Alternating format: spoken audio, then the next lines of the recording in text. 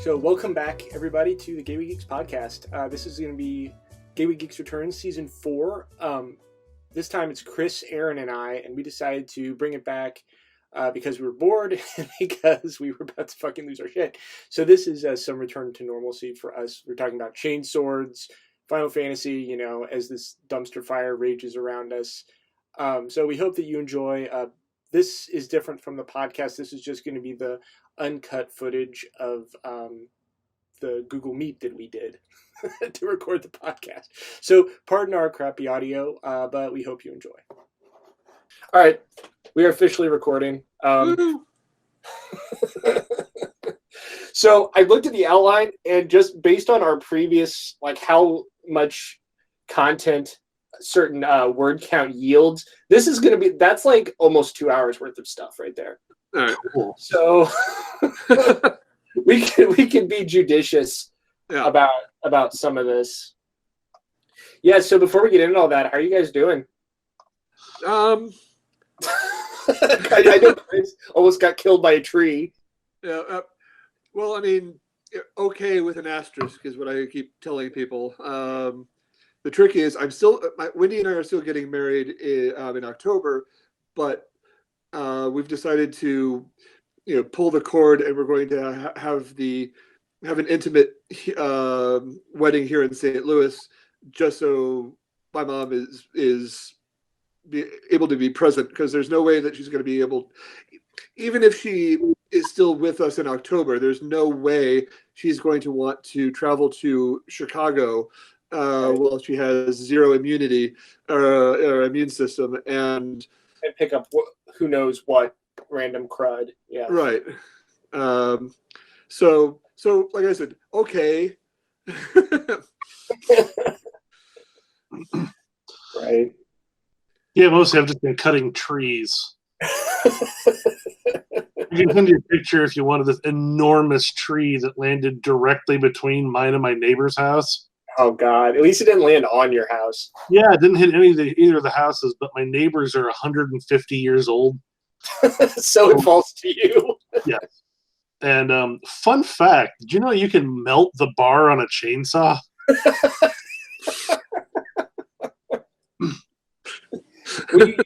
Using a really small chainsaw? What's going on with that? No, I mean, it's like an 18-inch chainsaw. It's just a huge-ass tree. And I was cutting for so long that the bar heated up and deformed, and now the chain can't move through the groove anymore. Oh, God. So now got to get a new. Yeah, it's a whole thing, and it's. Oh God, I spent so long yesterday. I got the chainsaw stuck twice. No, it's great. It's great. Oh, dude, that sucks. This is my whole thing with chainswords are dumb. It seems cool, but anyone who's ever used a chainsaw can tell you how unreliable that technology is. It's just some guy trying to in his giant space marine armor, trying to pull start a fucking thing while he's getting attacked by Tyranids. Yeah. There's a whole background of engineers you don't see who's just running up with new chains and WD-40 trying to pull orc eyeballs out of these things. Oh, here you go, boss. Oh, man. I can't find the outline. I apologize. Oh, no, it's okay. Dude, I feel like such an old person fucking with this. I'm trying to find the tiled plugin for Google Hangouts. So when you guys look at the screen, do you just see me and then whoever the other person underneath or on top of it? Yeah. Yeah. The moment Chris starts talking, I see a C icon, and then Chris pops up. Okay. Yeah. All right. Hang on just 1 second. Let me try something. Okay. Yeah, Aaron, you can change the layout. I have it. My Google setup is meant for Dungeons and Dragons, frankly, and so I have it set up to see everybody at once. Gotcha. Yeah. Well, right now I'm on my iPhone because my laptop camera is, I suspect, worse than yours because I can see your face clearly. No, you look fine. Yeah. Okay, let me try something. All right. This was a $20 Logitech webcam that I bought literally 10 years ago. Yeah. It's really weird. Oh my God, we've had this like really important board meeting for the college, and there's like 160 people in this meeting, and there's a bunch of people waiting to hear like if they're gonna have jobs next year. And the fucking head of student services literally got attacked by her dog while she was telling people that they were going to be laid off. It was just like the darkest fucking shit I've ever seen, but it was also hilarious. Tell me about that in real time. It was pretty great. It's just like, what the... I mean, yeah, it's like, okay, that's kind of the chickens coming home to roost a little bit. All right, let's see. Okay, I'm going to jump on... Let's see if I can figure out how to do this. Too much shit going on. So, what is there anything you guys wanted to focus on? Did you finish Picard? I did finish Picard, yes. Did you see what I meant by the last 2 episodes are just a 2-part episode of TNG? Yeah. They are. Okay, so the thing about that, the plot, we arrive on the weird planet. There's a bunch of people who look like the 80s idea of the future. They're all dressed in togas. There's a secret brother. I mean, it's a perfect Star Trek story. So, okay, you have to excuse me because my knowledge of Star Trek is not as extensive as your all's. But is it Lore? Is that Data's brother? Was that Data's brother? Not the character in the show. Lore, yeah. Yeah, Lore was his older brother. Lore, first came Lore, then Data. Right. Lore's an android. Yeah. Right.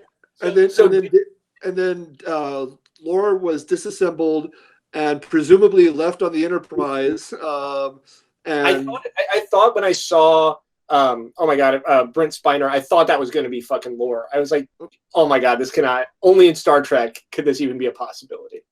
But I'm kind of glad. I mean, that part wasn't so bad to me. The part that was weird was I thought for a moment, like when Picard died, that would be like a really elegant way for Patrick Stewart, for just him to just be like this is the end. This is, the end of my tenure. Finally, this is all I'm doing. And like, no, you're coming back as a robot. It's like some kind of immortal like hellscape. A lot of that, I was telling Chris, a lot of that felt like. Oh my God, I've totally lost it. The fucking Harrison Ford Blade Runner. A lot of that felt like Blade Runner, like just throughout the whole show. Like there was the one episode where I guess it was like the 6th one where they went to where did they go? There's just like a whole big thing where they're like trying to find this is like before Picard and what is her name? It's not Siri. What the fuck is her name? The twin who survived, the twin android who survived. Oh, Soji. Yeah. Anyway, it felt very, very Blade Runner to me in a good way. Yeah, no, it had its good qualities. The problems I had with I first of all, I loved Picard. It's a great show. I'm looking forward to season 2.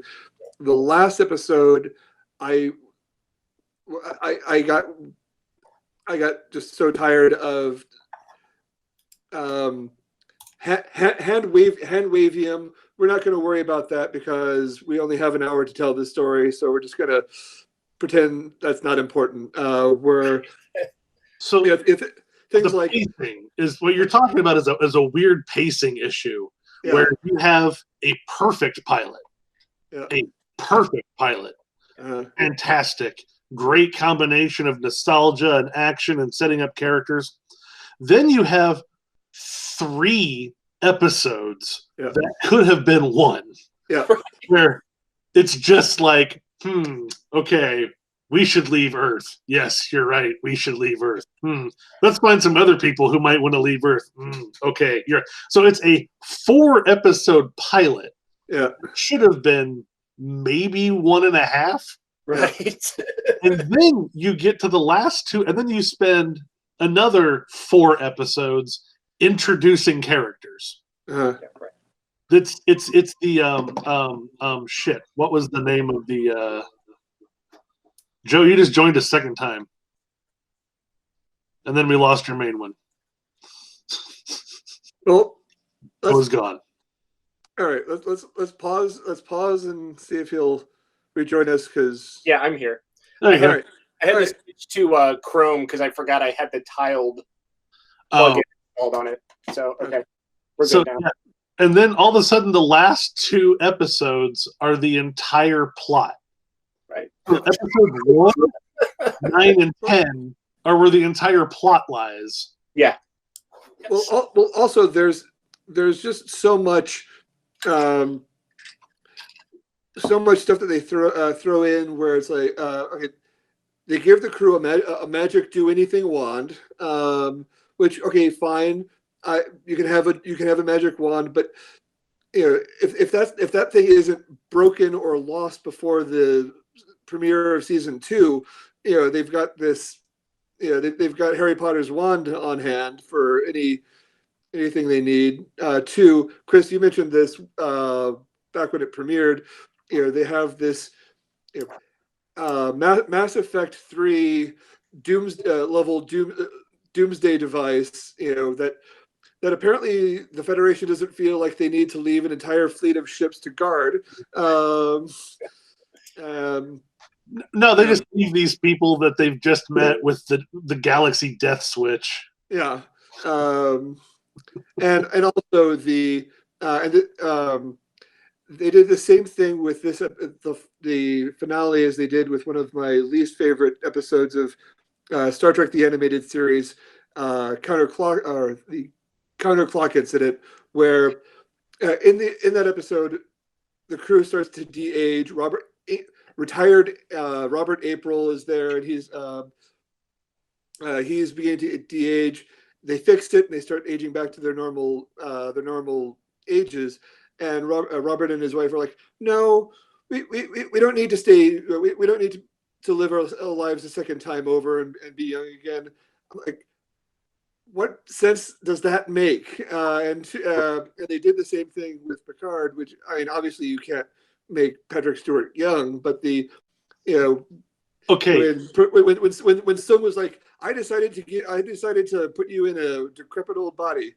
What they said was, I'm going to put you in this body that could be immortal, but I'm going to make you die when you would have died if you didn't have whatever it was. Like, okay, anybody else, the minute you saw, what did they call it, a homunculi or something? I can't remember. Right.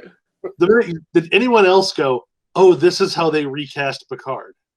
Yeah. Oh, yeah, that's a good like, point. that's your Doctor Who out, right? That's how he becomes the executive producer, and because let's be completely honest, they've renewed this show through season 3. That is some bold planning. When you're, I just, you know what I'm saying? Yeah. Yeah, he's old. I mean, he's in good shape, but he's old. Yeah, but I mean, he's not young. And like in that moment, I'm like, oh, this is where. Okay, how great would it have been though if the new body was Tom Hardy? Oh my god!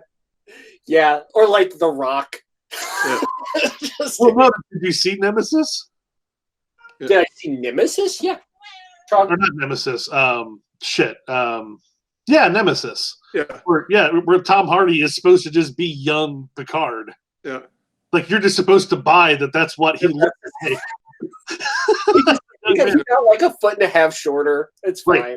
As though none of us saw I, Claudius, and we didn't know that Patrick Stewart has looked like Patrick Stewart his entire life. Yeah.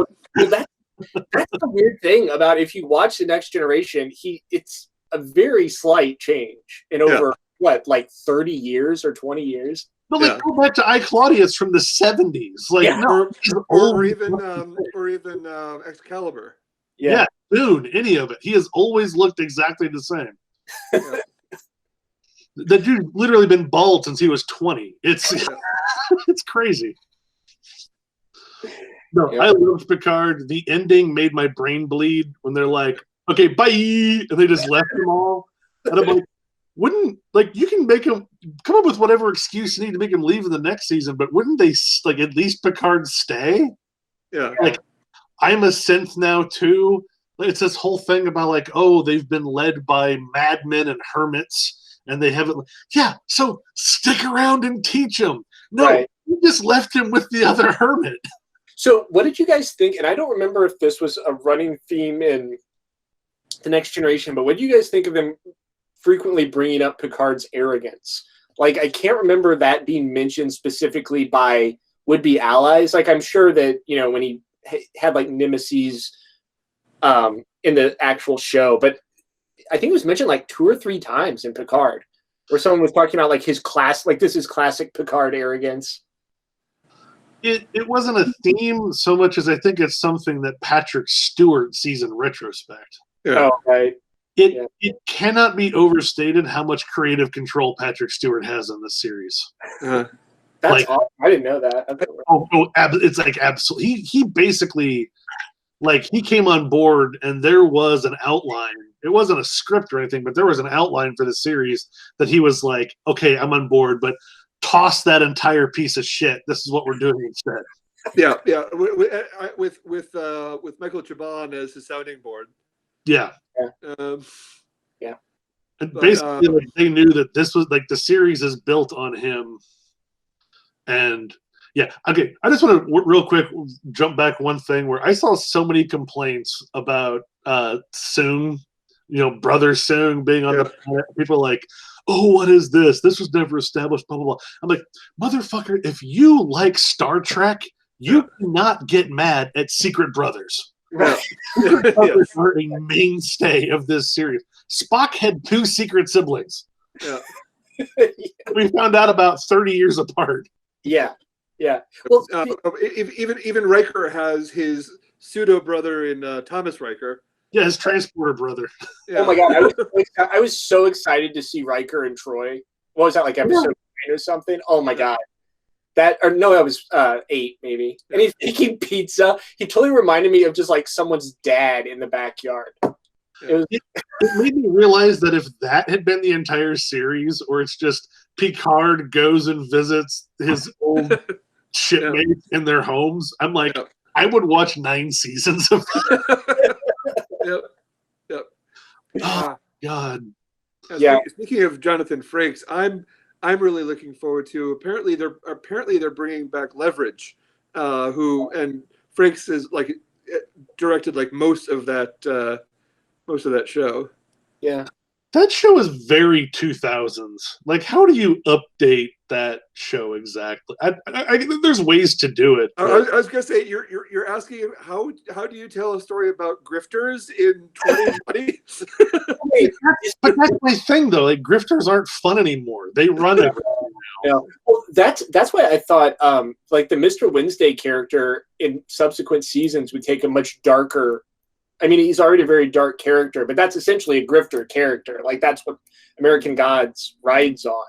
Like, is Leverage season whatever just like, okay, they run a Central American country now? like they run Canada or Nicaragua or whatever, and they're competing with like the unnamed president of the United States who's a rival grifter. Yeah. Oh, okay, so I want to use Picard. Did either of you guys see What We Do in the Shadows, the series? Not yet. It's been on my watch list for forever. Yes. It's very, very good, and I want to use a contrast and compare moment because I think Picard's biggest weakness is its like absolute serialness. Right. Where it's one story flowing one to the other. And some of the best episodes are the ones where they're like, nope, this is the standalone weird episode where we go and make pizza with Riker. Right. That was their anime beach episode, right? Now, on the flip side of that, you've got What We Do in the Shadows, which has continuity and that one leads to another. There's some ongoing plot lines, but the episodes are very self-contained. Yeah. In a way that I'm like, yes, there's a happy medium we can get to. This doesn't all have to be fucking Lost. Yeah. God damn you, Lost. Why did you just break television? But yeah, you should watch What We Do in the Shadows. It's honestly, God, one of the funniest things I've ever seen. I feel like this is finally going to expose Americans to Matt Berry in a way that makes me happy. Oh my God, just is he the psychic vampire? No, I don't. The guy who plays the psychic vampire, I've seen him in other stuff, but I don't know the actor. Like, it doesn't jump out. Matt Berry just plays like the married guy vampire. Like, two of them have been married for a very long time, and he just has this wonderful energy that's like it's simultaneously menacing and bored constantly. And it just has this wonderful thing where, at one point his wife is talking about how he's this outcast because, he turned a baby into a vampire, which is considered like this horrible, why would you do that sin? And it cuts to him just going, okay, yes, it's true. But in my defense, I was very bored. I was watching Interview with a Vampire, and I wanted to take it to the next level. Oh God, the familiar character is he became obsessed with Interview with a Vampire, and the minute he saw Antonio Banderas, and he's like, Latinos can be vampires. I've never considered that before. I think Latinos would be the best vampires. I mean, if we're going like classic, vampire tropes. The whole oh God! At one point, they're putting a party together in the first episode for like this elder vampire who's coming to visit, and so he's going shopping with his master at like a dollar store or whatever. They live in Long Island. Uh-huh.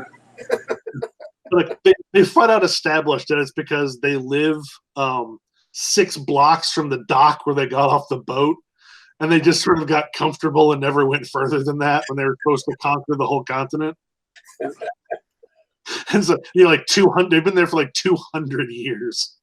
Oh my God.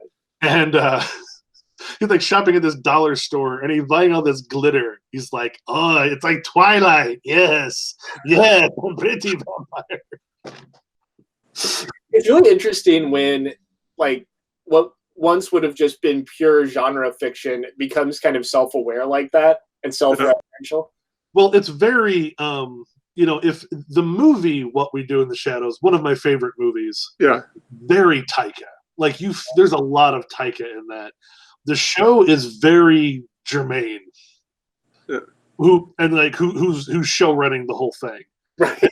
It very much has this feeling of like Flight of the Conchords, but vampires. Yeah. In Long Island. Yeah. Yeah, I mean, if it were all Taika, we would not have had the meeting of all of cinema's vampires, where you had Paul Rubens, Wesley Snipes. I'm blanking out, but there was the council of the meeting of the council of whatever it was like. Was that in the movie? No, this was in an episode. Oh yeah. I thought you said you hadn't seen it. But wait, I've seen bits and pieces. Oh, I feel so bad that you've seen that ahead of time because that is such a fucking great reveal. So it's Wesley Snipes as Blade, or just like Wesley Snipes as a Blade character? It's Wesley Snipes as the Daywalker. Like he's. There's even a scene where they're like, you know what? He's only half vampire. He only gets half a vote. Yeah. But when they go around the room and show the Council of Vampires, it's like Danny Trejo as Danny Trejo. It's Rachel Evan Wood as Rachel Evan Wood as these vampires. And then as they're going around the circle, there's a baby. And there's a moment where they all sit there and look at Laszlo, and he's like, oh, God. Yeah. Because this now 300-year-old baby that he turned into a vampire, which was established and not mentioned again 3 episodes ago, is now sitting in judgment of him. But it's played by an actual baby. Yeah. Sit there like. Wait, is it like Interview with a Vampire situation where the baby's like intelligence continues to evolve, or is it just like a baby that's been a baby for 300 years? It's an actual baby. A baby. This is why it's such an abomination. Like, you're not supposed to do this. Yeah. No, it's very, very, very good. Oh my God. Okay, well that sounds like a pretty solid recommendation. So what else? I put on here that weird. It's only on Apple TV, and I got it just because I had to get a new computer, and it came with a year of Apple TV, Apple streaming. But it's that it's by the guys who do It's Always Sunny, and it's like it's the Mythic Quest thing. Have you guys seen this? No. I've seen ads for it. I haven't watched it. It's kind of interesting. The premise is basically just that it's like inside a game studio, and all the characters are just like the playtesters and, you know, the kind of like Mark Zuckerberg douche guy. Well, it's more like, what's the guy who does Borderlands, Chris? Oh, yeah, Randy Pitchford. Yeah, it's the main guy's kind of like the Randy Pitchford thing. It's interesting. I mean, the only reason I really brought it up is we in the past on previous iterations of the podcast, we've talked a lot about like the mainstreaming of geek culture and how the guy, I mean, first of all, like I feel like I can make some assumptions just looking at the guys who make It's Always Sunny. Are these people who have been lifelong gamers? Maybe. I'm going to say there's a good chance, maybe not. But it's interesting that they see that as a viable premise. That's like something that, you know, the show's okay. It's all right. I mean, it's pure schlock, and it's much more like Always Sunny than it is like any sort of relevant drama. It's just kind of people fucking with each other for 25 minutes. That's all it is. I'm trying to think what else. Oh, did you? Have you guys watched Tales from the Loop on Amazon? That's on my watch list. There's so much shit to watch, dude. Yeah. That's the thing, is it's like, I don't know. I've regressed to like high school levels of playing video games because I'm working from home. Like I got 35 hours into the Final Fantasy VII remake in like a week. Yeah. Like, it's too much. Yeah, I've learned that it's very dangerous to be working from home on the machine with my Steam account. Yep. Yeah. Yeah, no, it absolutely is. Time I can hop onto XCOM for a while, and it's been 3 hours. Yeah. I made a conscious decision not to tell anyone that last Sunday on there was a Steam sale for Alien Isolation for $1. Oh yeah. I was like, I'm not going to tell anyone that because no one's going to get any work done. Well, and actually, Aaron, what Chris was talking about, they made a new. It's kind of like XCOM 2 : Alien Invasion. Like it's. I've seen playthroughs. Yeah, it was like $10 when I got it. I think it went up to 20, but no, it's good. I've liked it so far. So, okay, can I rant about how this is the greatest XCOM game ever, and it needs to be replicated endlessly? Dude, okay, wait. Let me give my short take because I have a feeling Chris is going to be comprehensive here. The thing I really like about it is as you're playing, in most XCOMs, you have like a whole first 2 rounds where you're positioning and you're kind of fucking around. This one, it just streamlines it. Like it has the breach phase. So before you go into every room, you get to kind of line everybody up, and it kind of almost reminds you of the planning phase, like in the old Rainbow Sixes, like a very stripped down version of that. And then everyone busts into the room, and then it kind of like automatically distributes your. I feel like it's good. I feel like it keeps some of the momentum going when you're playing. But yeah, no, I've enjoyed it so far. That's all go for it, Chris. Okay, let's start with mechanically why it's the best. Yeah. So, true weird story. So, in the past XCOM games, one team goes and then the other team goes. Right. And so it allows you to, it's like chess, right? I'm going to strategically place all my units and everything. The new one has an initiative system where there's a series of invisible die rolls when the game start, when the round starts. And so it's interleaved where one team goes, then the other goes, but the order depends on those die rolls and how many players each side has. Yeah, and then abilities that can affect right, the order and knock people up and down. That system was invented by Sid Meier. Like, it was literally like Sid Meier came into work one day, and like everyone, like, I don't know if you know the story. He has his own proprietary game engine that he uses only for development. Like, it looks like shit. Like, it has like no graphics. It's just for testing mechanics.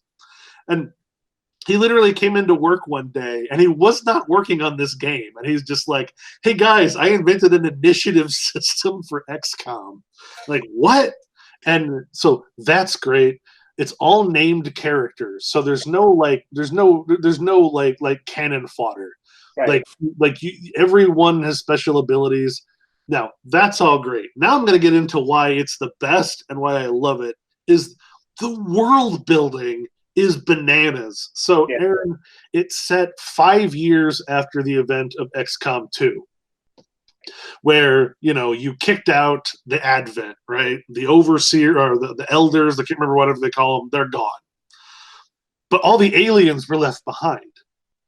So now human society has had to rebuild and incorporate all these aliens. And the game circles around City 31, which is like the main like starport hub of Advent, which is now where the population is like evenly split between like sectoids, mutants, hybrids, the humans, and your squad is made up of all those different species too. So instead of just being the humans fighting the aliens, you might have like you've got what do they call the psychic gray guys, the sectoids, right?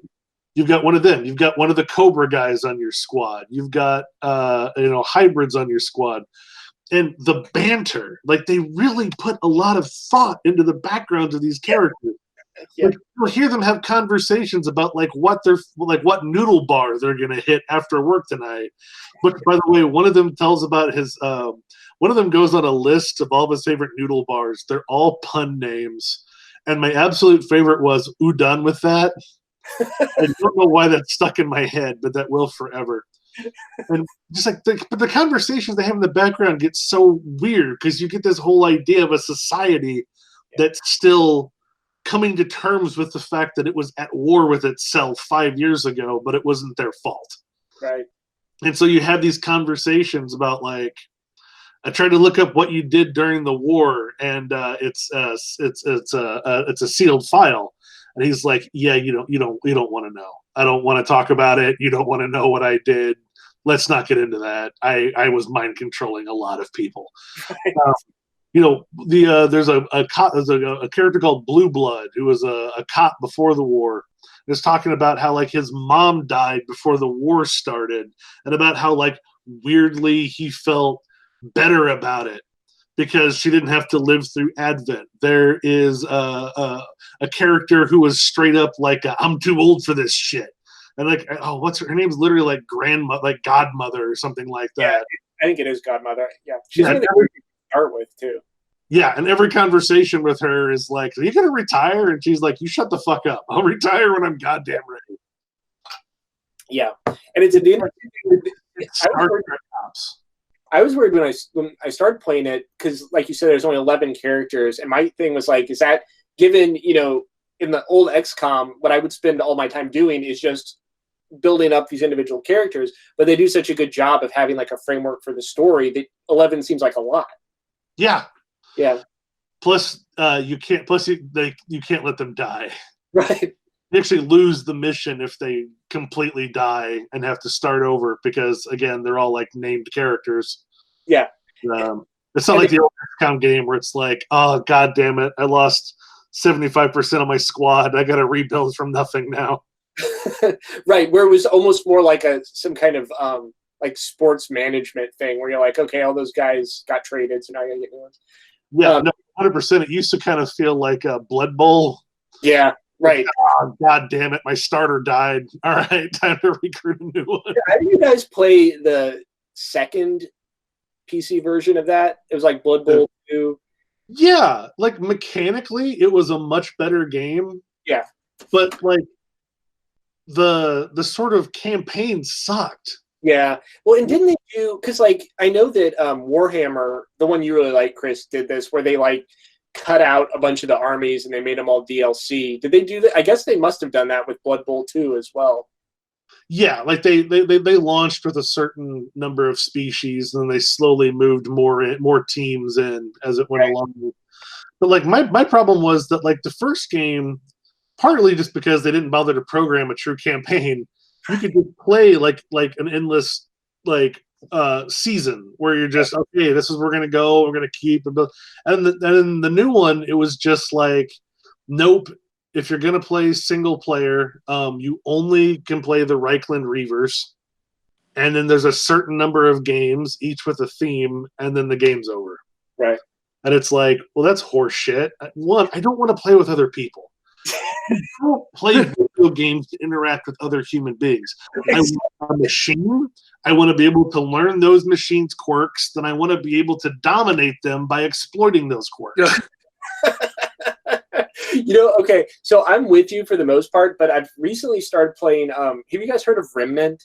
It's like a Dark Souls game. It's like a Dark Souls shooter. So I've been playing that with Toby and James, and it's actually one of the few games where it's done a really good job of, like, you kill these Dark Souls bosses, and then they give you like they're the dark heart of whatever thing, and you take it in to your little compound, and you have someone who turns it into a weapon, and that's how you get new equipment. And that one, it does a really good job of like seamlessly integrating the multiplayer and the single player. Have you guys played Dark Souls? Yeah. Yeah. So like, you know how in Dark Souls, it's multiplayer, but it's really just like the ghost can come in and fuck with you, and that's really all it is. Yeah. This one, it's actually allows you to do cooperative multiplayer.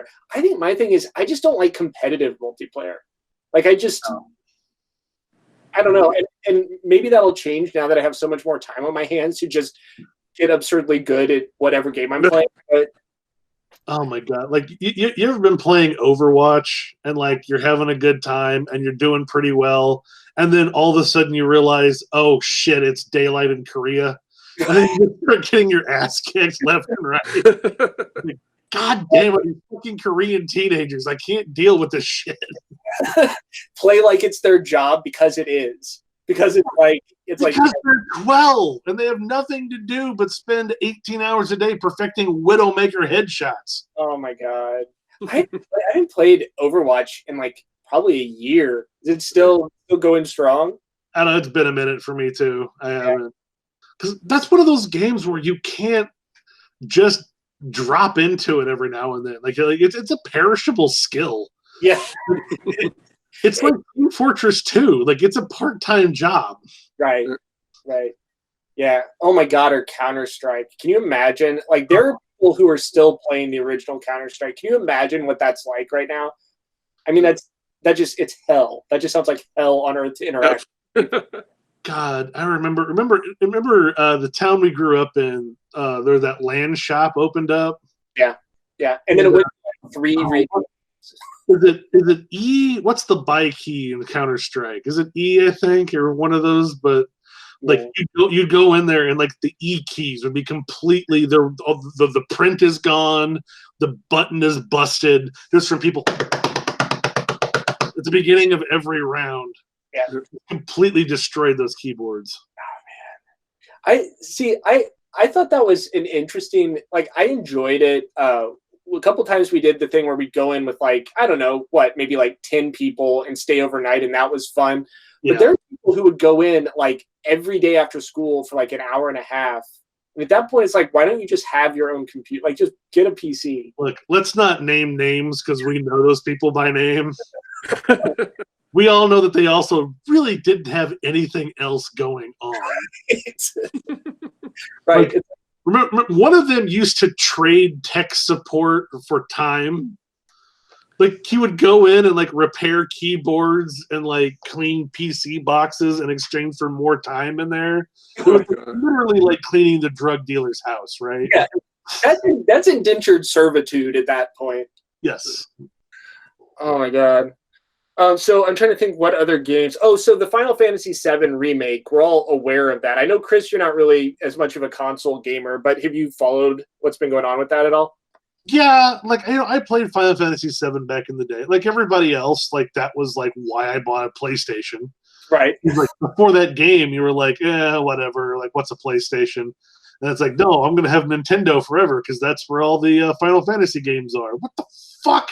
What do you mean I have to buy it? But then you turn it on and it's like, oh, right, this would never work on a Nintendo.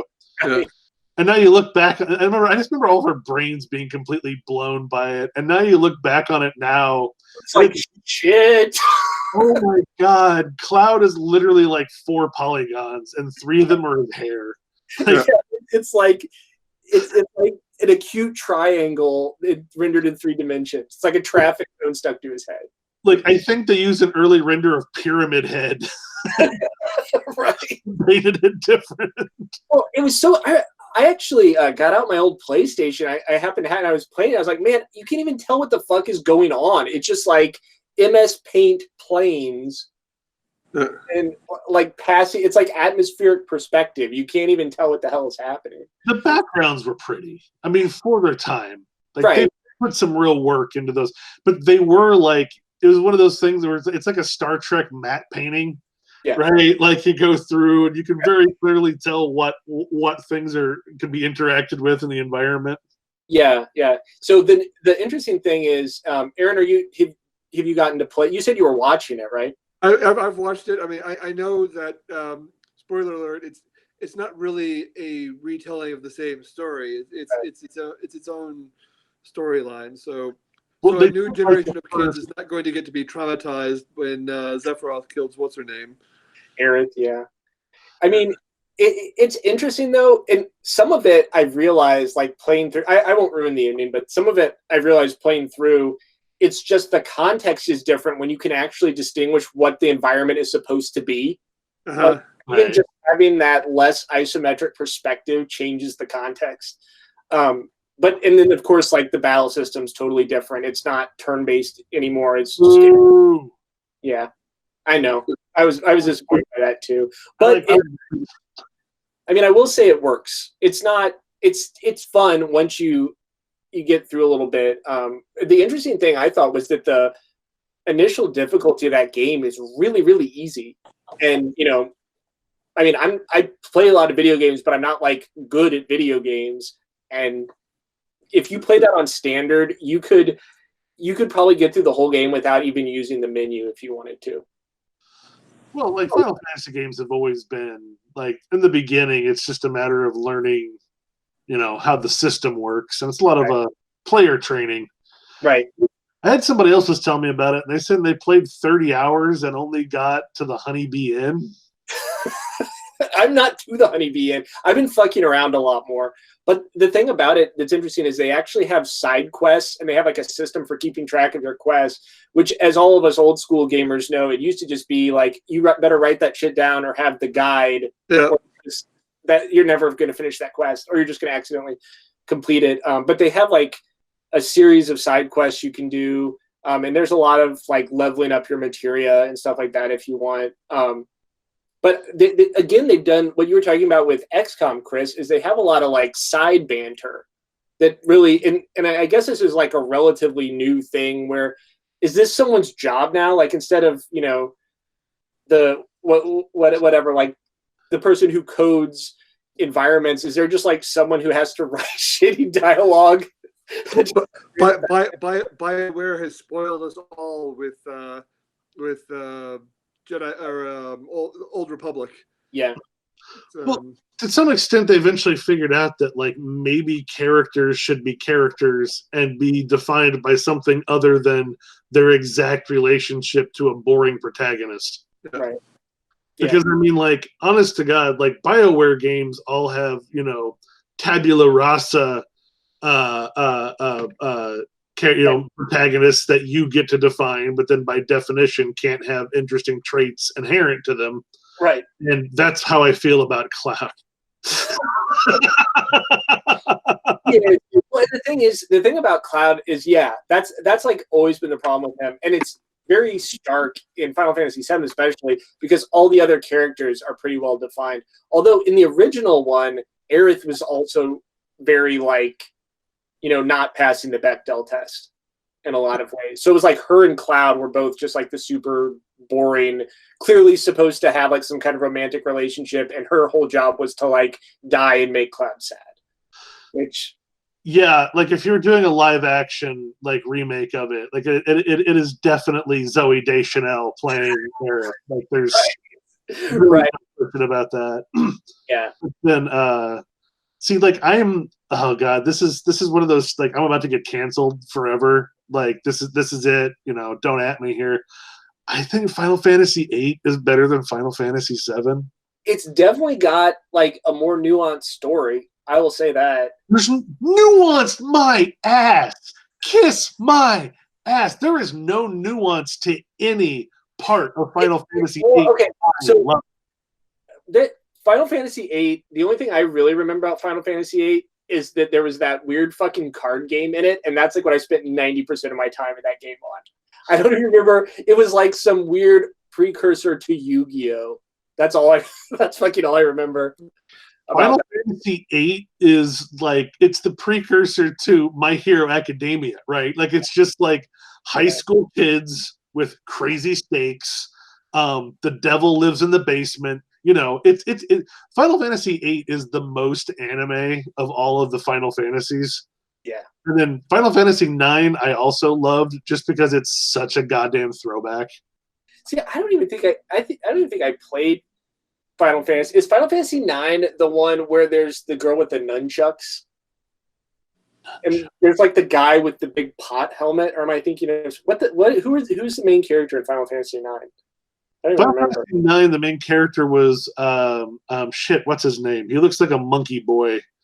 And then there's a character. What I remember most from Final Fantasy IX is Vivi, who is 100% a model adaptation of the old school black wizards from like Final Fantasy III. Right. And like they've like made no attempts to update. Like the face is still just blank with like a hat around it. But at this point, everybody comments on how weird it is and like what his background is, and they were engineered that way. I don't know. It was fun. But like, Final Fantasy VIII was my favorite, and that game. Like, it's not saying it's a good game. I'm saying it's fine. I mean, in that era of Final Fantasies and Resident Evils and any game that would have appeared on the PlayStation, you're having that problem of dealing with what are definitely really shitty graphics. Because like, have you guys gone back and tried to or watch or play anything that was made for Nintendo 64? It's like that same problem magnified. It's like, I don't know. I'm pretty into retro gaming, and I was gonna go and see if I could get like an old Nintendo 64 until I saw a video of what GoldenEye actually looks like. Like, nah, it's all right. What was Mario Sunshine on? Mario Sunshine, that's on GameCube, I think. Okay, yeah. Yeah, that's a GameCube game. Now we're shitting on a lot of like old bad graphics, but I will say, and I was thinking about this last week when pre-orders for the original arcade Star Wars TIE Fighter game went on sale. I would, if I won the lottery, I would definitely get. It's complete. It's a booth with a chair, cheap vector graphics. If I won the lottery, that would be on the list. Well, and you would be total regression for a second. I know I'm the only human being on Earth that loved Solo. I fully acknowledge that about myself. I like Solo. I did. But Solo was aware that it was a fucking Star Wars movie. Like, it wasn't trying to be the set. I've watched Solo like 3 times already, like since that movie has come out. Like, that is a lot of fun. Tell me, did anyone else like in theater have this moment of, when it pans over to the Imperial recruitment booth and they're playing the TIE Fighter theme? Yeah. And I literally was in the theater go, yeah! Just silent. All these people staring at me. That was a great moment. I was there for that movie just because it had Donald Glover in it. Like, that's all I need. Man, Lando Calrissian. it'd be great if they brought him back for another movie. Maybe if they ever make an episode 9, that'd be great. But they should bring him back because Lando is always the best. Here's the thing: as long as I can 100% say that I love every Star Wars movie, I love the prequels, I love all Star Wars. As long as we continue to pretend that Episode 9 never came out, because I don't know about you two, but I sat in the theater and I've never been more angry in my entire life. Like, oh my god! Yeah. The way I look at the 3 prequels, there's the Star Wars trilogy, there's George Lucas's fan fiction in the prequels, and then there's everybody else's fan fiction in the current trilogy. Right. I loved The Force Awakens. I think why am I blanking on the next one? Last Jedi. Yeah, Last Jedi. That's my favorite Star Wars movie. I know, a bold statement. I thought it was great and engaging and had all this wonderful character development and real characters going on. And I'm like, oh my God, this is great. Everything is heading in this great direction for these 2 movies. And then you get to the 3rd one and it's, hey, by the way, we're going to use the crawl to fill in, you guys, what happened in Fortnite.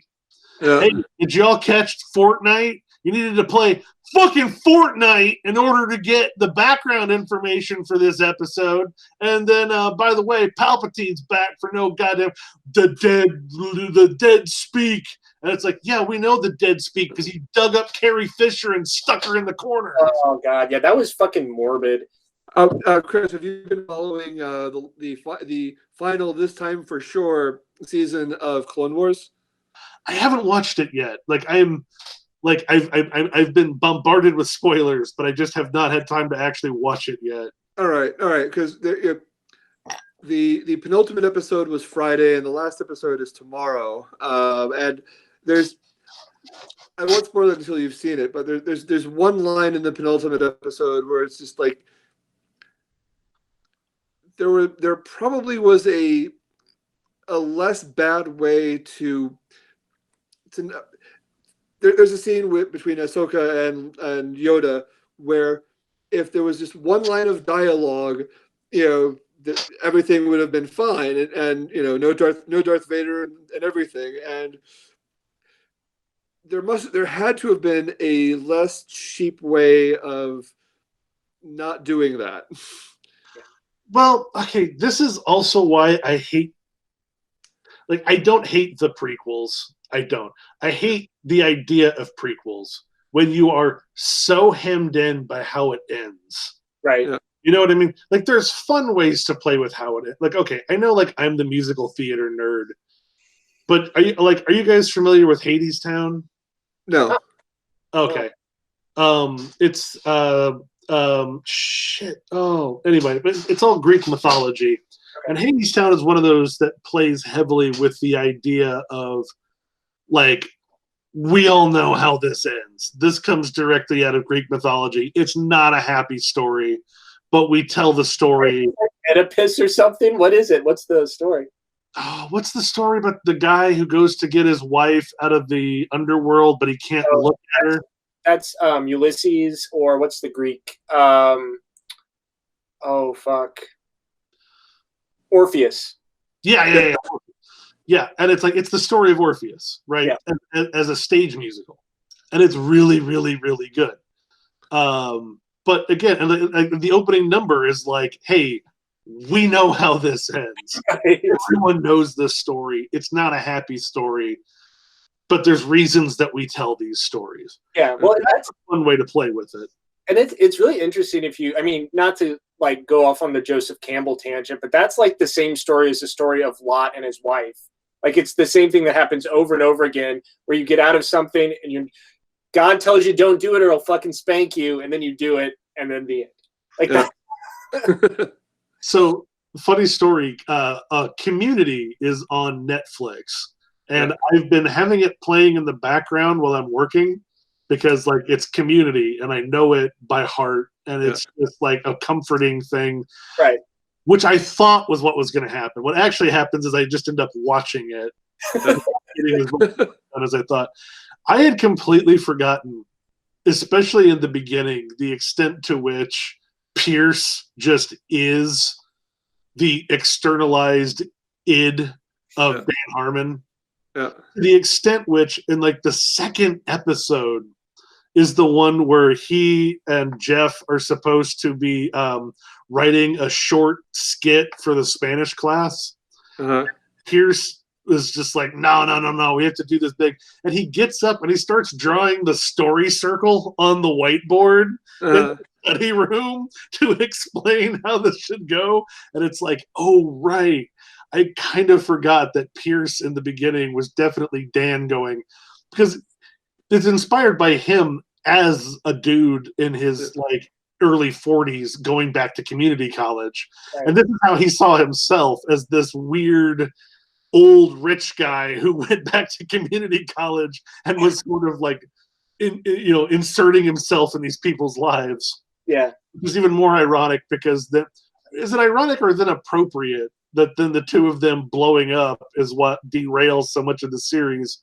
Because it's literally Dan Harmon fighting with himself. Yeah. I've actually started watching that recently because, like, I had seen, just episodes every once in a while, but I've never watched it start to finish.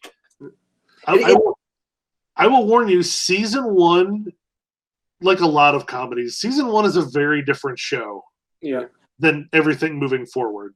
Like, season 2 is where they really find, like, it takes them a long time to stop treating Britta as, like, the moral center of the universe and acknowledge that she's just as big of a goddamn mess, if not more so than the rest of them.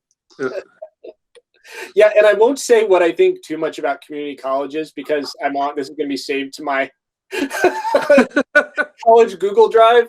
So we'll go on to something else. All right, what you reading? What are you guys reading?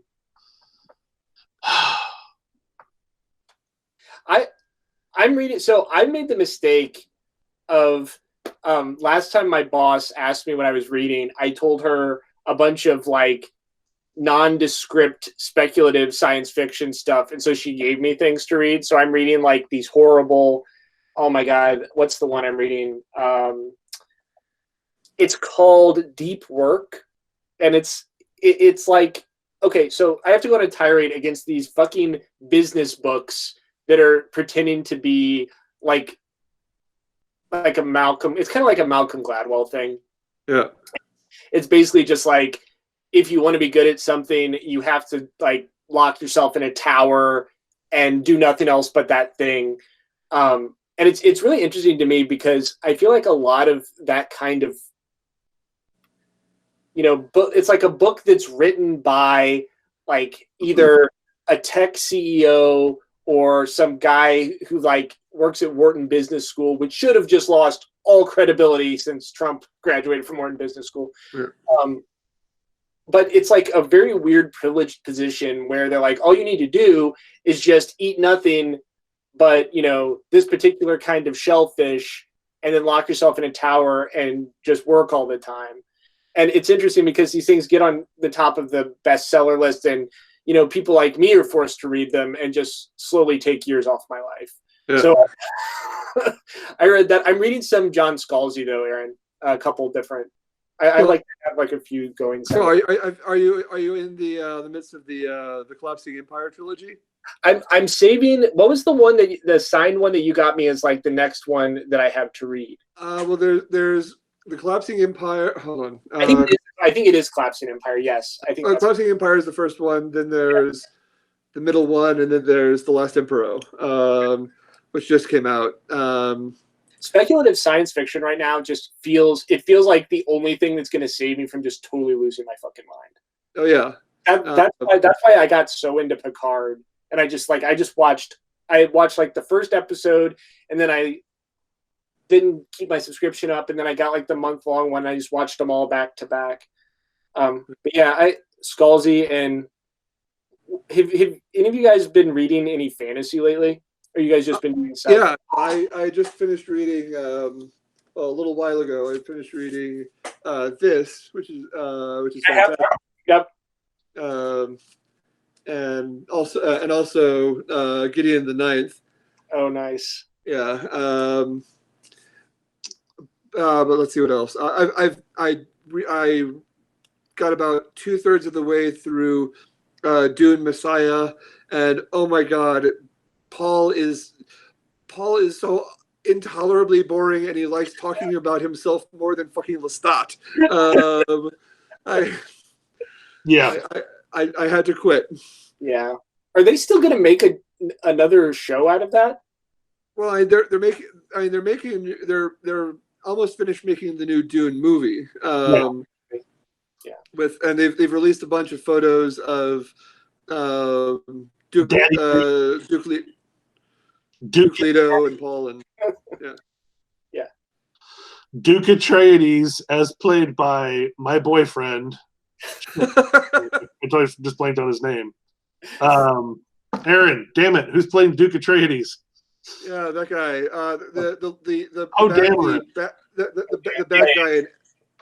The bad guy in Ex Machina. Joe, have you seen the stills of him as Duke Atreides? No. It is straight daddy. It is like it's one of those things where it's like, which is even more ironic statement because I maintain that he's the only good dad in the history of Dune. Yeah. The cold, distant Duke Atreides is the best father in all of Dune. Oh, okay, yeah. I see the image of him in his armor. Yeah. Like that is daddy. Okay, speaking of that, this is total sidebar, but I have to bring this up. So I was just like looking at, I think it was like a Steam sale the other day, and I started noticing. So have you guys seen this? It looks like a JRPG dating sim, and it's called like something Daddies in it. I forget what it's called. Oh yeah, no, it's a dating sim where you're a young girl trying to help her dad hook up. I've seen some playthroughs. It looks like it's a lot of fun. I was like, wow. I mean, first of all, honestly, not totally appropriate, like from the child's perspective, but otherwise. Have you ever played a dating sim? No. That's a lie. Lying.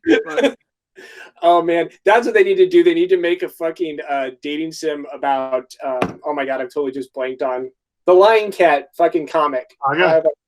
Yes. You want a saga dating sim? I mean, I think this is inappropriate. They should make a saga dating. Okay, so what happened to? Have you guys been surprised that Saga has not had any sort of like? I mean, there's been no kind of video game plugin for that I've seen anywhere. I was very surprised, just based on how successful that comic was. Well, I mean, the author apparently has like chronic health issues, so that's that's the author, and that's Brian K. Vaughan, and not the artist. What is her name? Oh shit! What is her name? Yeah, she's a big deal. She does a bunch of really good stuff. I'm gonna look. Yeah, I feel bad. But I mean, Fiona Staples. Yes. Yeah. But I mean, that's why it's taken a decade for this thing to happen. Yeah. I think at some point you'll see like an HBO adaptation of Saga before you ever see a video game. I'm sure. Yeah, and trying to think what else Fiona Staples was doing. But it kind of reminds me of Aaron, you and I were the ones talking about the toys that made us, right? And how they went in to the one they did for Ninja Turtles where they had Eastman and Laird, and I forget whichever one of those guys looks like the guy who writes for Penny Arcade. He looks almost exactly the same. I forget which one is Eastman, which one is Laird. But that guy is like older, and he refused to sell out because he wanted to maintain the integrity of Teenage Mutant Ninja Turtles. Yeah, and as much as I love that, but I'm surprised that Brian K. Vaughan didn't have like that.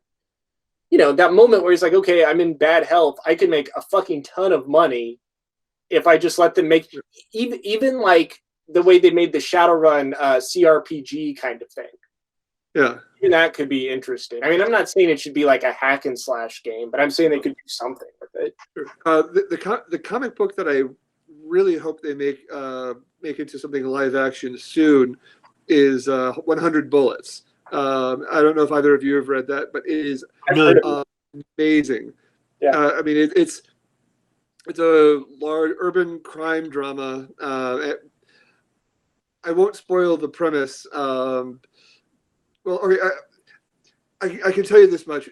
You've got this lieutenant or the Detective Graves is this like old police guy who comes up to an ex-con, hands him this briefcase saying there's an untraceable gun and 100 rounds of ammunition and a photograph of the person who wronged you somehow.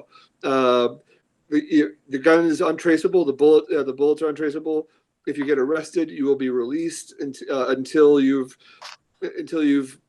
either chosen to kill the person who wronged you, or you just walk away from this.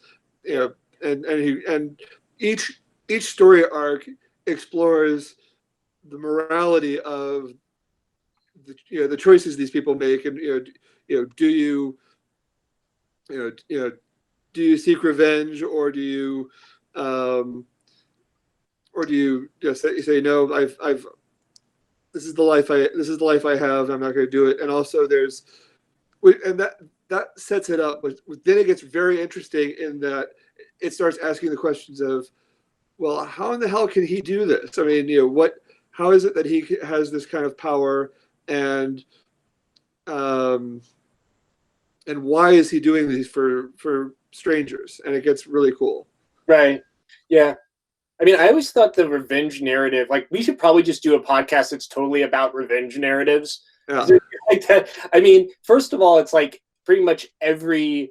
Can we call it For the Crows? Yeah. Right. I mean, there's, oh my God, The Crow is, The Crow. I don't know, but made me think of The Crow. Am I the only human being on Earth that watched the TV series with Mark Dukakis? Probably. I like I didn't even realize there was a TV series. I don't know how I missed that. I've seen like all the movies. I've seen yeah. That series is why I got excited when Mark Dukakis shows up in the last John Wick. Yeah. Everyone else is like, what's the guy from Iron Chef doing here? And I'm like, it's the Crow! Man. Also, there's that moment at the beginning of Brotherhood of the Wolf when he's like crowing back at the crow. Yeah. 100% a reference to the TV show. See, that's an interesting movie that was like a very big deal when it came out and has since sort of dropped off the collective radar. I think I watch it every other year. Like, that is the most bug nuts, batshit piece of historic fiction I've ever seen. Yeah. Like, everyone made this big deal about Pride and Prejudice and zombies, and I'm like, oh man, let me blow your brain right now. But let's talk about some French Revolution fan fiction with Asian martial arts. Why the fuck not? I mean, so was that just like writing off of Crouching Tiger? Is that what that was? I can't remember the exact time. Don't know enough about the pop culture scene of 2000s French cinema to really tell you what it was coasting off of, because that movie is very French. Yeah, no, it's that is the most French action film ever not directed by Luc Besson. Did you guys see the relaunch, or not relaunch, I guess it was like a sequel, if not a spiritual sequel, to Crouching Tiger? It's on Netflix. It was like yeah. It was okay. Yeah, I know. I was very bummed out by that. I'm very glad. I liked it. I mean, I was bummed for it's Michelle Yeoh, right? Right. Yeah, I was happy for her in Discovery. I was like, okay, that's good. I hope that's not like your last action thing that you do. Oh man, her in Discovery is so goddamn good. How many actors get to play two beloved characters? I know. Like, you get to make lots of Star Trek actors get to play two characters. That's not new. Cheese gets to play like the epitome of good moral center of the universe and the what if we killed the children? Right. If you enjoyed Chris, if you enjoyed season 2 of Star Trek Discovery, I highly recommend David Mack's book, Star Trek Section 31 Control. It came out before sometime before before Discovery was a thing. So there's a lot of stuff that's been like erased from continuity, but basically it's Bashir versus evil AI that controls everything in Federation. Yeah. All right, I might check that out. Like I don't know. I can't say I've ever loved a Star Trek novelization. Oh no, well it's its own story. Right. Yeah. A Star Trek novel, I should just say. Period. I ran into the same thing with one year. Toby, who is not like a book fetishist, he just gets rid of his when he's done with them. He gave me like all of his old 40K novels. I read like half of one of them, and I was like, not for me. I mean, I can barely. All full of really interesting world building and no character development whatsoever. Right. It's just like, here are 5 characters that we're going to put in the world, and then they're all going to die gruesomely just in turn. And it's not really going to make you feel anything. There's one good one I ever read, and what was it? It was from the perspective of a researcher who was working with a space marine. What's the chapter that like lost their entire history? The like blood or whatever. Oh yeah. Whatever they are. And it's like it's one of them. And it's like it's one of those rare moments where you have like a regular ass ungene edited human being interacting with the space marine that you realize like how inhuman these things are. There's like these scenes where you realize the space marine who's like permanently welded into his suit. He's like 7.5 feet tall, and this guy's just terrified of him the whole time. And it's like, oh yeah, bring some humanity to but beyond that, no. Like there's not a lot of humanity to be found. Well, and that's what makes the Warhammer pen and paper game that came out. It was like 5 years ago. It was like Dark Heresy.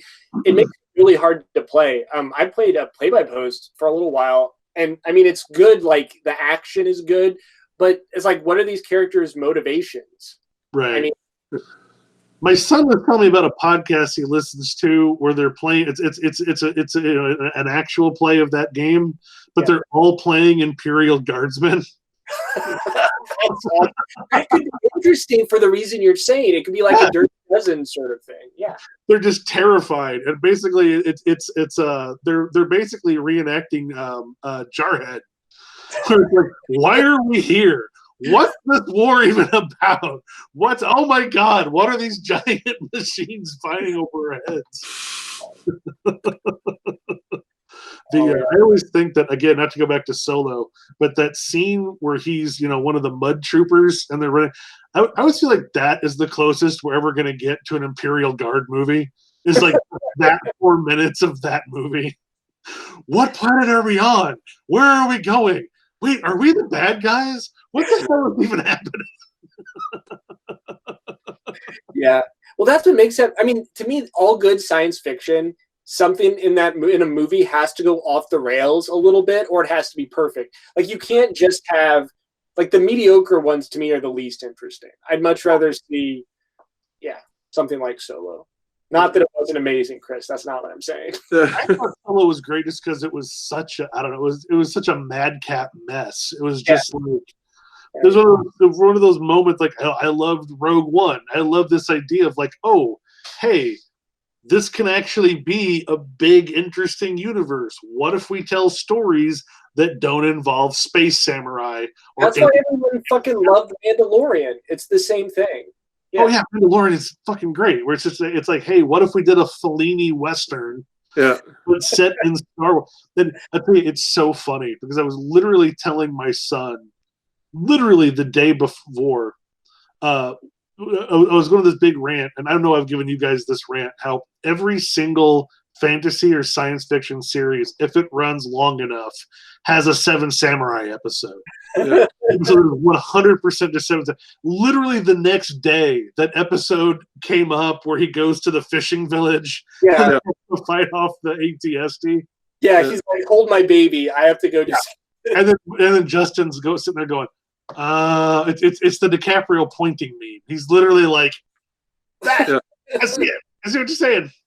Yeah. Like instantly, as I'm explaining to him, I played him the episode Zuko Alone from Avatar. Yeah. Because I'm still that guy that has them all on DVD. All coming to Netflix real quick here. So, Yep, 2 weeks.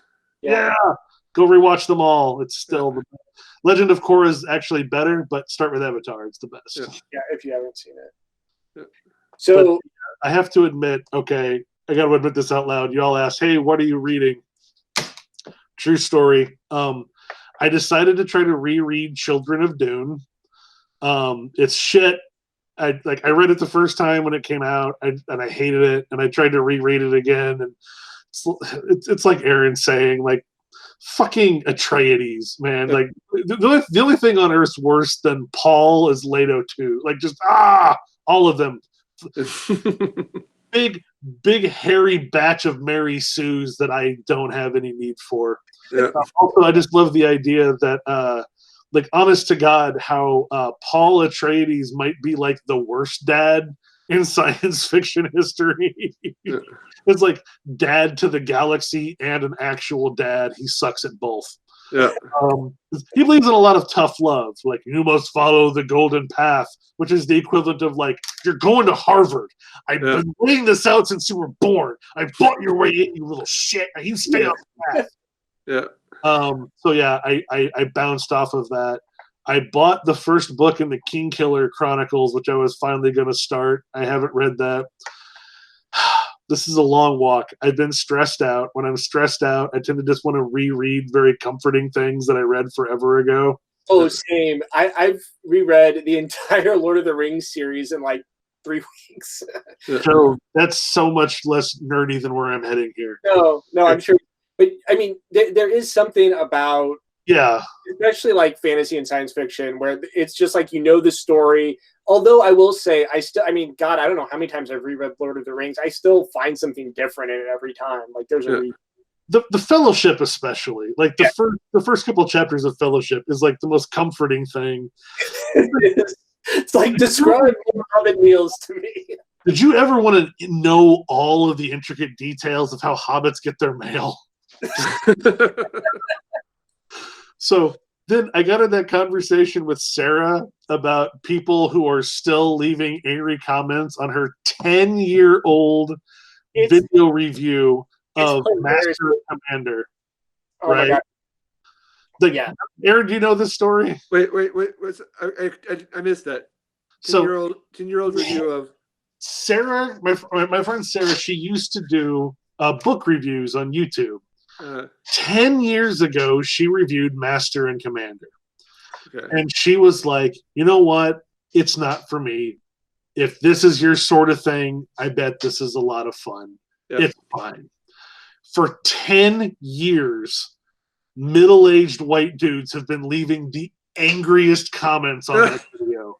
Yeah. None of her other videos get comments. Like, it's so positive and so, oh, that's great. You should try this. And, oh, like, on that same channel, her and I did an entire video talking about how we had to get drunk to finish the second half of Man of Steel. Because it's the worst thing we'd ever seen. Yeah. No negative comments on that video, except one, like, basically asking us what we spent our Marvel money on. Yeah. For 10 years, people have been leaving these angry-ass comments on that video. And in the weirdest way that only makes sense to people with broken brains like us, I've been rereading Beat to Quarters, the first Horatio Hornblower book. That's amazing. Why the fuck not? Why not? Because I found it in a box that my mom sent of my old books, and it's like, I love this book so much. I read it when I was like 10.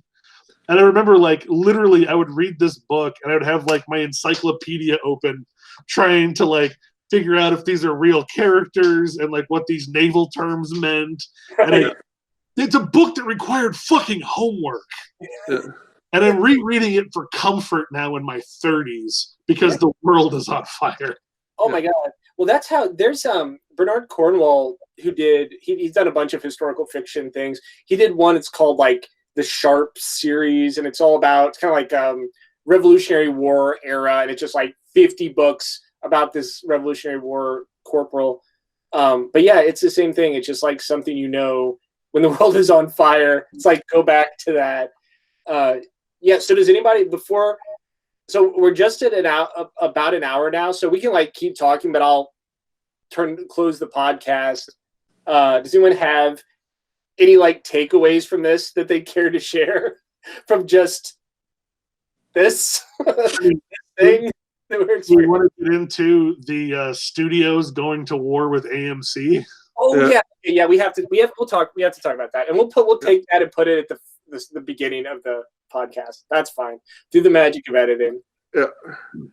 Yeah. So that's some weird shit. So for those of you who don't know, just to set up a little bit, you like when everything started locking down, you may have noticed that a bunch of movies that were going to come out in theaters became available through like various streaming services. I guess a lot of them through like Amazon, right? Yeah, Amazon, Fandango, and a couple of other streamers. Yeah, and so as Chris can explain the rest better, because as you can imagine, this is like seriously fucking over brick and mortar theaters. Well, so the one that stands out, okay, and none of us ever thought we would be discussing Trolls World Tour as industry-defining moment. So, like, Bloodshot and a bunch of the other ones, they still plan on doing a theatrical, like a minor theatrical release eventually. Right. People that want to see them in theaters. Universal Studios came out, and you could tell it's kind of an experiment, and they said Trolls World Tour will be available exclusively VOD. Yeah. So it's $20 on Amazon if you want to see it. Here it is. Or maybe Amazon and a couple other formats. Yeah. And announced that there would be no theatrical release. And they're trying to tell people, like, if you want to see it, this is how you're going to go see it. Go buy. And you can tell it's an experiment. They wanted to see how much. And they made that point very clearly in their statement. You know, that this is we're going to try this thing. Right. And then they came out and said, it's been a huge success. This is our biggest VOD sales ever. Now, I want to put a little asterisk on that. They did not release numbers. Right. If that number was a 3-digit millions number, that number would have been released. Right. So I want to put a real quick quote on all this and saying that they are claiming victory. There is a 0% chance that this movie has made money VOD.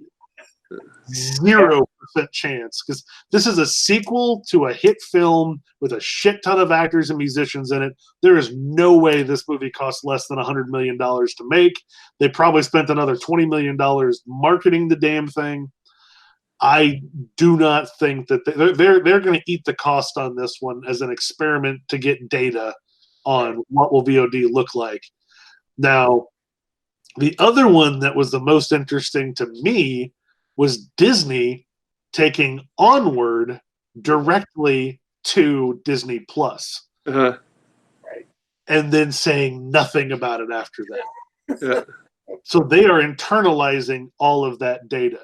Yeah. Now, maybe, like, this is my perspective as a parent. Disney, who now represents what? 30% of all films released in the United States, various imprints. Yeah. Imagine a 2-tier Disney Plus one where they came out with another one that's, let's say it's $50 a month, but you get first run movies day of release. Yeah. I would pay it and save money. Yeah. Because every time a Disney movie comes out, a Pixar movie comes out, a Star Wars movie comes out, I then turn around and give AMC a minimum of $100. Yeah. Minimum. By the time you buy tickets, popcorn, soda, candy, blah, blah, blah, blah, blah, blah, Yeah. crap. it's $100 to take your kids to the movie. Yeah. Which I still do because I'm like dumb and nostalgic. There's something to be said for the idea where day of release, you can sit in your living room with a pause button and a bathroom and a 50-cent bag of popcorn. Yeah. So, circling back just very briefly to what you say about Trolls, then AMC said, "Oh well, okay, Mr. Universal, we're not going to play your movies in our theaters." So yeah, and it's like, which, yes, I'm all in favor of supporting brick and mortar, but when you're already hemorrhaging money for having to be globally closed, cutting off cutting off some form of income doesn't make sense, because people are still going to go see Universal movies. They're just not going to pay you to see it. Right. Yeah. I mean, I'm with you to some extent. I do have to say that there is something about going to the movies. There is something about that experience, that bullshit like Steven Spielberg thing that I do buy into a little bit. I think like just something about, because I mean, so I don't know if I've told this story on the podcast before, but when I was a kid, we lived in this really old house and we did not have central air until I was in high school. And so every summer, the upstairs of that house got to be like 100, and Chris remembers, got to be like 120 degrees. And so my entire family would have to like sleep on like a hide-a-bed in the living room. And so my parents got so fucking sick of us being in the house that they would just like drop us off at the movie theater like 4 times a week, and we would just see movies. And something about that, I mean, it does change the experience. I mean, like, the most recent Blade Runner is a good example of that. Like the experience of seeing that in a theater is far different. Yeah. Or even Arrival or something like that, Aaron. Like something where it's like some big, or Independence Day or The Matrix. Like there are these certain movies that do. I mean, I'm not saying Onward or Trolls was that sort of movie, because I don't think it was. And I also feel like that February through April timeline, that's not typically when you see the best movies, right? Like that's not prime time. No, it's July 4th weekend and Christmas weekend. Right. Are the movie event times. Yeah. Yeah, I just looked at the schedule, and Universal, let me just tell you how, okay, one, I want to say it up front that like my local theaters and AMC, just about everybody's local theaters and AMC at this point, they are not victims in all of this, right? This is just 2 giant evil empires fighting out for who gets our dollar. But the reason that they can say we're going to start this fight and we're not going to show any of your movies, the next scheduled Universal release is Candyman in September. I've heard by Halloween Kills in October. Oh my god! You know what though? I suspect, and I've run into this a little bit, because this there are a couple of people I follow on Twitter who are like very into like Black comic and film studies and stuff like that. And if you look into it, Black Twitter is pretty excited about Candyman. So like I'm optimistic, but I get your point. Yeah, I mean, no, I'm just saying that it's not, and Candyman will clean up, because like it's. You're right. It's not like. It's not going to have. There's time. There's time for them to fight this fight. Yeah. Although I wonder if one of the sort of casualties of this is going to be independent theaters, because like the Moolah closed. For those of you who don't know, in St. Louis, there's this weird. I mean, I guess it's like affiliated with the Shriners Hospital, but it's like the Shriners have their, what do you call it, like temple, whatever the fuck. Yeah, so they have like their thing, and as part of that, they have like a bowling alley, and they had a movie theater, and the movie theater was just like a banquet room where they set up like a small screen and had nice leather couches. Yeah. And this was like one of the first theaters in St. Louis that you could get beer at. Yeah. So like that's kind of why it was a thing for a long time. But then the one AMC, I think it's probably the one Aaron and I go to most often, because it's kind of close to our house. But they just figured it out. They're like, oh, we'll have nice recliners and we'll sell beer, and you can reserve your seats and stuff like that. But yeah, the Moolah is going out of business. So I wonder if like the Tivoli or not the Esquire, the Chase or something like that would be next. Yeah, those are all landmarks. They still that is a chain. They've still got a little bit of backing there. You're right. That is a chain because there was one in Chicago. Yeah, that's true. I forgot about that. The true independent screens have been suffering for a long time now, in no small part because of things like Disney's business practices of doing things like, so they told everybody who wanted to show The Last Jedi, not The Last Jedi, what was the most recent one? Rise of Skywalker. Yeah. They told everybody who, God damn, why didn't they just call it Duel of Fates? That was so much better of a title. But I don't know if any of you guys read Trevorrow's script. Did you guys read that? It's so much better. And look, you know me. I was the one that was like, fuck Colin Trevorrow. I hate that guy. His script is one. It was called Duel of the Fates. Was the title of it, and 2, it was good. Like there's a Palpatine recording in it. One time, he's still dead. FYI. Anyway, that's a whole digression. But the true, but is 40K? That's the question. Well, the independent screens were told that if they wanted to show that movie, that they had to run it for 4 weeks. Oh shit! Yeah, and you've got like 3 screens. Are you really gonna? Yeah. Right. So, like, my in-laws live in a secluded mountain town in Colorado that makes South Park look like Denver, right? Yeah. And they have like a 1-screen theater in town. You can't show the same movie for 4 weeks on 1 screen in a town with a permanent population of like 1,000. Yeah.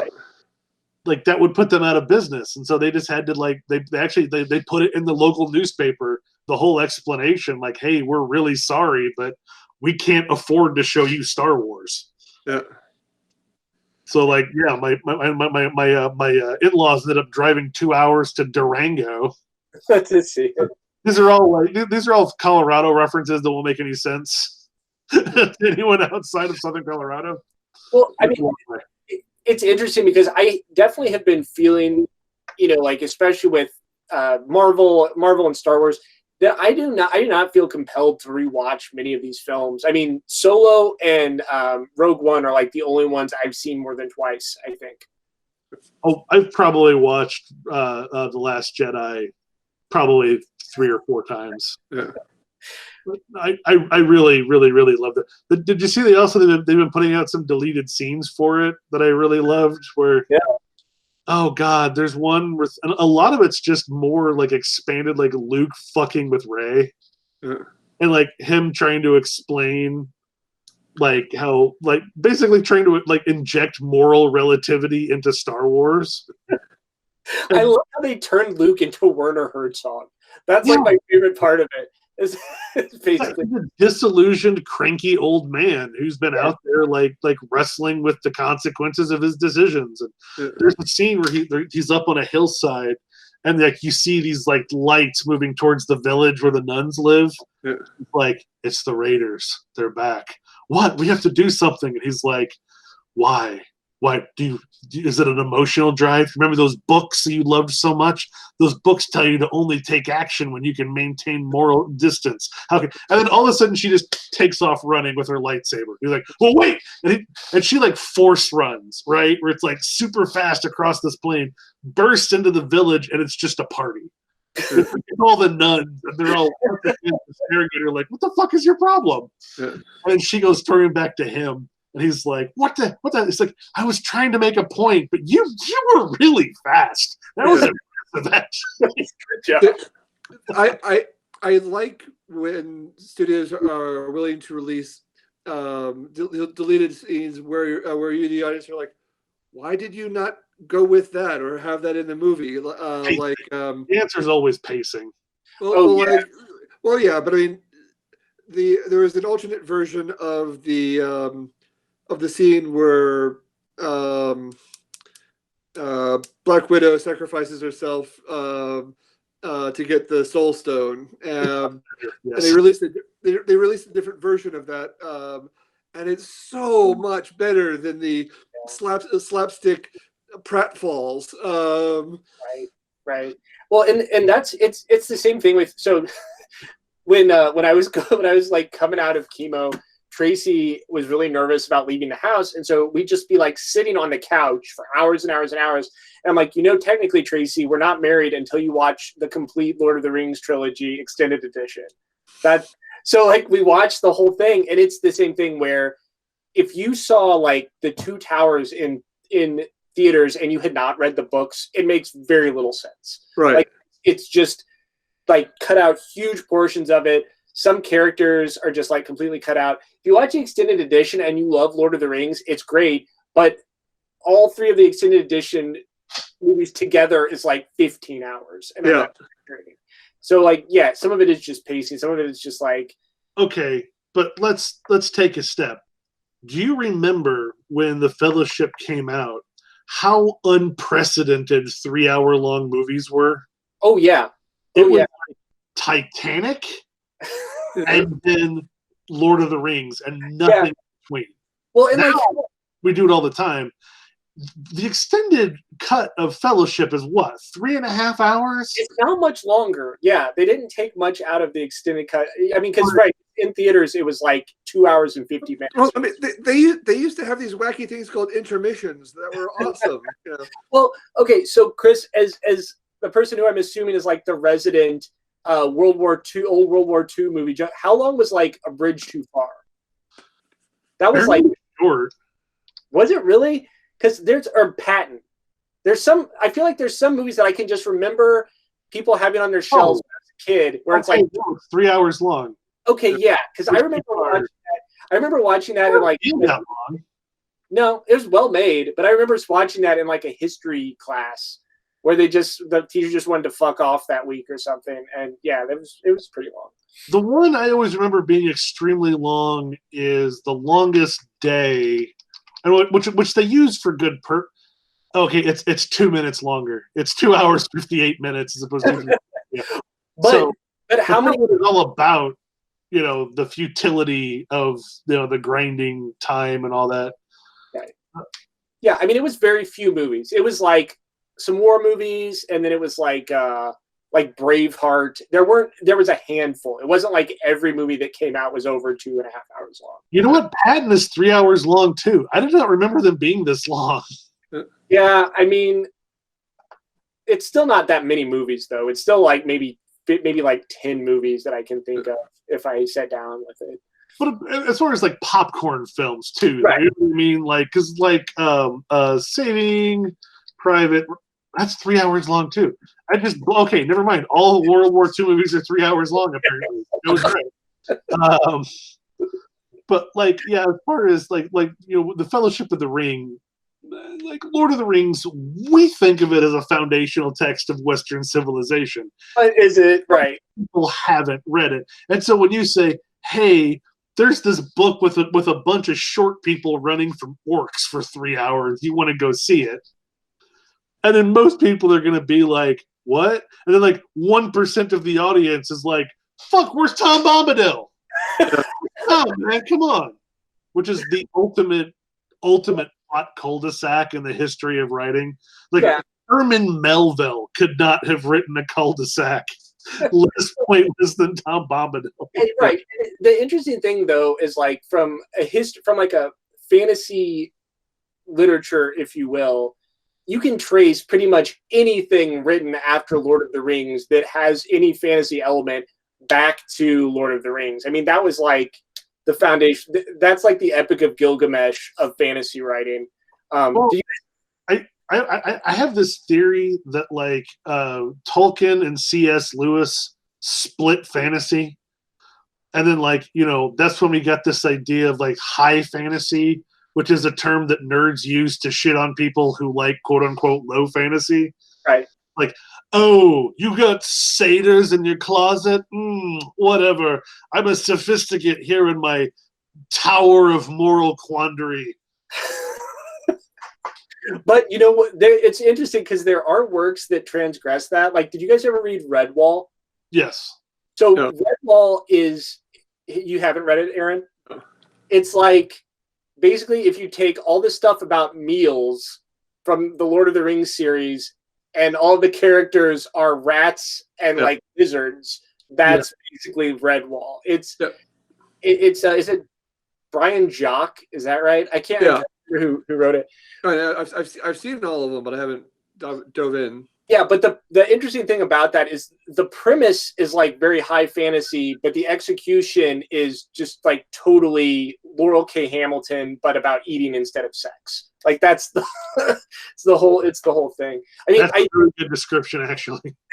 I do wonder if some of that is just like a gendered thing, though. If like high fantasy is just like what all the kind of, you know, I don't know, us as teenagers, basically. When was Redwall written? Because I have a theory. I have a thesis. Probably the 90s. Let me look. I'm not sure. That late? 99 was an adaptation. 86 was the first one. Okay. So that kind of blows my theory up. Because I have this whole theory that, like, with Lord of the Rings and with there's certain things that, like, Lord of the Rings and the Narnia books have in common, and that's food fetishization. And I think that has to do with people who lived through the deprivations of the war years.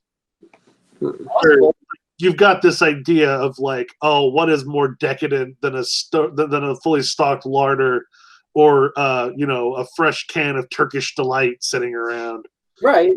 Which is actually gross. Have you ever actually tried Turkish Delight? After the descriptions are so great, then you actually try it. It's like, this is shit. See, what the fuck's your problem? Yeah. Well, okay. So Brian K. Vaughan was, or I'm not Brian K. Vaughan. Brian Jock was born in 1939, so that still might hold true. Yeah. Was he English? Yeah. Because England was really fucked up through the 50s. I mean, like, they're like well into the early 50s. They were still figuring out how to, like, reopen the supermarkets with more than beans. Like, in the U.S., we just take it for granted, like, oh, the war ended, the rationing is over, everything's great. And then England was like, hey, all our cities are rubble, and we still got 30,000 Marines here that you haven't sent home yet. Can you get on that, by the way? The post-war England is an interesting period when you get a chance to read fiction written in that time, where it's very England and France both, where it's very it's definitely reflected in, like, the new wave French directors, were definitely these guys that grew up in post-war France. Speaking of that, just yesterday I was thinking about I'm wondering which author is going to be the first one to write a post COVID murder mystery or horror novel. I mean, the premise of all of those is going to be like someone dies and no one finds them for 3 years, and then they haunt their house. That's like the horror. Well, there's that, but I'm quarantine. I'm picturing, like, I'm picturing more of like a murder mystery of the week sort of thing. Of no, my husband, I didn't kill my husband. He was experiencing flu-like symptoms, and then one day it just croaked. So, man, there's a bullet wound in his forehead. Yeah. That one's called dry cough.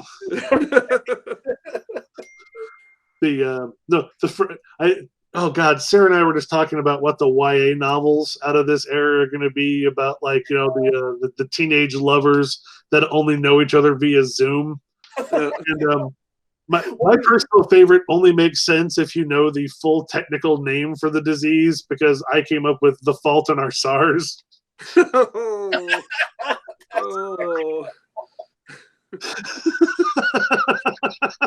I think that makes a perfect final tag for the very nice. All right. Episode title. Hang on, let me say this. I will edit this into something that I've often thought in our podcast we should write the outline after we do the podcast. Yeah. Because it's really not. All right. Thanks, guys. Thanks for joining over Zoom. Hang on, I'll save it and we can talk some more. All right.